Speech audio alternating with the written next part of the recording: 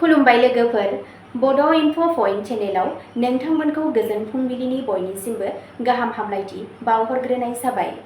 आं दिनै नोंथांमोननि सिगाङाव सानसेनि फानजामुथिनि भिडिअ लानानै फैदों। आसा खालामो नोंथांमोना भिडिअखौ नायना मोजां मोनगोन।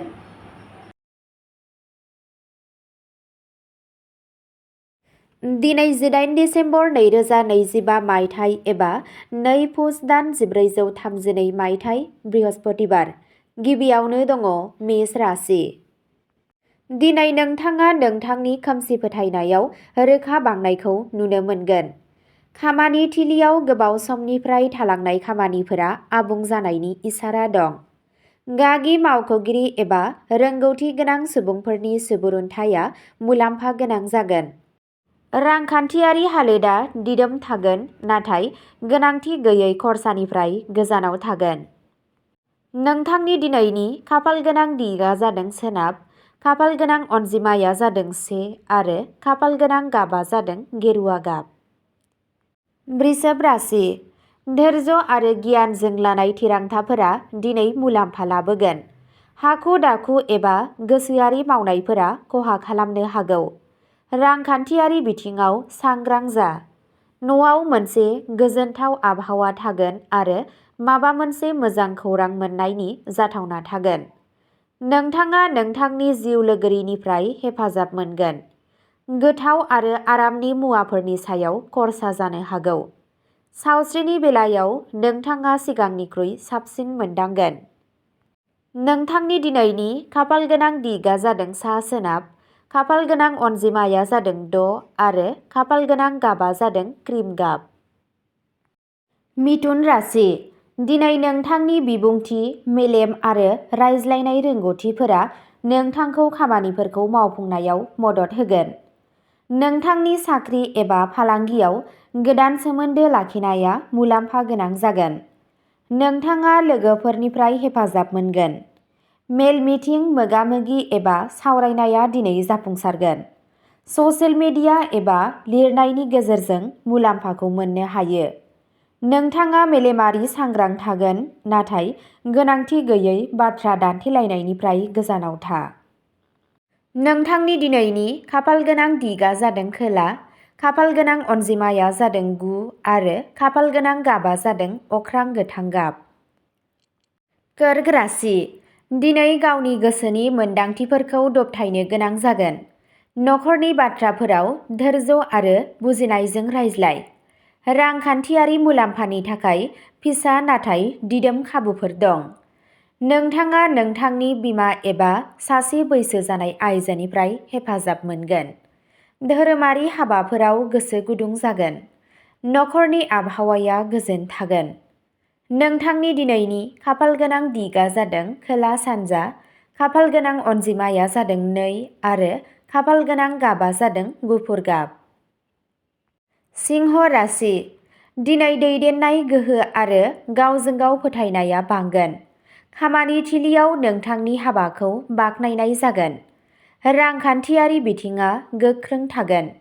नोंथाङा सरकार एबा गोजौ थाखोनि मावख'गिरिफोरनिफ्राय मुलाम्फा जानो हागौ। अहंकारनिफ्राय गोजानाव था। खुसिया गथ'फोर एबा उन्दै बिदा-फंबायफोरनिफ्राय फैगोन। नोंथांनि दिनैनि खाफाल गोनां दिगा जादों साहा, खाफाल गोनां अनजिमाया जादों 10 आरो खाफाल गोनां गाबा जादों सना गाब। कन्या राशि। दिनै सानथांखि बादियै मावनाय खामानिया जाफुंसारगोन। सोलोंथाइ, आनजाद आरो जिउ राहाजों सोमोन्दो गोनां आयदाफोराव मोजां फिथाय मोननो हागोन।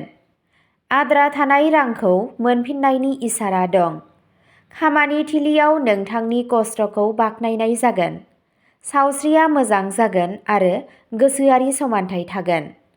नोंथांनि दिनैनि खाफाल गोनां दिगा जादों सोनाब-खोला, खाफाल गोनां अनजिमाया जादों 4 आरो खाफाल गोनां गाबा जादों रेजें मुगा गाब।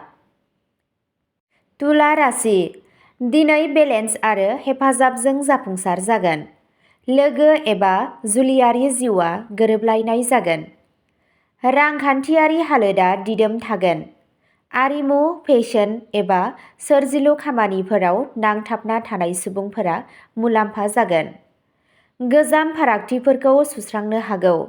सावस्रिया नर्मेल जागोन, नाथाय नोंथाङा मेंनाय एबा लोरबांथि मोनदांनो हागौ। बेलासि समाव नखरनि सुबुंफोरजों सम हगारनाया गोसोआरि गोजोन लाबोगोन। नोंथांनि दिनैनि खाफालगोनां दिगा जादों सा-सानजा, खाफालगोनां अनजिमाया जादों 11 आरो खाफालगोनां गाबा जादों गलापि गाब। वृश्चिक राशि। दिनै आन्दोनि सानथांखिफोर एबा मावखान्थिफोरा जाफुंसार जानो हागौ। खामानि थिलियाव बिबानफोरा बांगोन, नाथाय मुलाम्फाबो जागोन। हरखाब रांखान्थियारि मुलाम्फानि जाथावना दं। थाखोमानाय सुथुरफोरनिफ्राय सांग्रां जा। ध्यान आरो धैर्यजों नारसिननायखौ खम खालामनो हायो। गोजाम लोगोजों सोमोन्दो लाखिनाया दिनै मुलाम्फा गोनां जागोन। हरखाब जेबो समाय लानो नाङा। नोंथांनि दिनैनि खाफालगोनां दिगा जादों खोला, खाफालगोनां अनजिमाया जादों 8 आरो खाफालगोनां गाबा जादों मै गाब। धनु राशि। दिनै खाफाला नोंथांनि फारसे थागोन। सोलोंथाइ, बादायलायनाय, दावबायनाय एबा मोगा-मोगियाव जाफुंसार जानायनि जाथावना दं। फोरोंगिरि एबा बैसोगोरा सुबुंनिफ्राय लामा दिन्थिनाया फैगोन। नोंथाङा धोरोमारि आरो इसोरारि खामानिफोरनि फारसे गोसो जागोन। अलसियानिफ्राय गोजानाव था। नोंथांनि दिनैनि खाफालगोनां दिगा जादों सानजा, खाफालगोनां अनजिमाया जादों 5 आरो खाफालगोनां गाबा जादों रेजें गोमो गाब। मकर राशि। दिनै नोंथांनि खस्थ'नि फिथाइ मोनगोन। नोंथांनि साख्रि आरो फालांगियाव दिदोमथि आरो दावगानायनि नेरसोनफोर दं। धोन बुथुमनायनि खाबु थागोन। नोंथांनि बिफा एबा गेदेरनिफ्राय हेफाजाब होनायखौ दिन्थिनाय जायो। बिबानफोरा बांनो हागौ, नाथाय नोंथाङा बेफोरखौ मावफुंनायाव जाफुंसार जागोन। नोंथांनि दिनैनि खाफालगोनां दिगा जादों सोनाब-साहा, खाफालगोनां अनजिमाया जादों 12 आरो खाफालगोनां गाबा जादों सिलर गाब। कुम्भ राशि। दिनै गोदान सानस्रि आरो बिथांखिफोरा जाफुंगोन। समाजारि मान-सन्माना बांगोन आरो गोदान सोमोन्दोफोरा मुलाम्फा जागोन। बिरोंदामिन एबा गोदान दिहुनथायनि गेजेरजों मुलाम्फाया जाथावना। लोगोफोरजों सम हगारनाया गोसोआव गोजोननाय लाबोगोन। नोंथांनि मेगनखौ जोथोन ला। नोंथांनि दिनैनि खाफालगोनां दिगा जादों खोला-सानजा, खाफालगोनां अनजिमाया जादों 7 आरो खाफालगोनां गाबा जादों आखाहि गाब। मीन राशि। दिनै सोरजिलु आरो गोसोआरि समानथाय लाखिगोन। नोंथाङा आरिमु, देंखो एबा सानबोलावरि हाबायाव जाफुंसार जागोन। गोजाम नारसिनथायनिफ्राय उदां जागोन।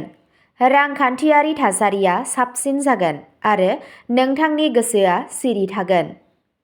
नोंथांनि दिनैनि खाफालगोनां दिगा जादों सा-खोला, खाफालगोनां अनजिमाया जादों 3 आरो खाफालगोनां गाबा जादों रेजें फान्थाव गाब। अब्ला दिनैनि राशि फरायथिनाय एबा फानजामुथि फरायथिनाया एसेनोसै। गोजोन्थों।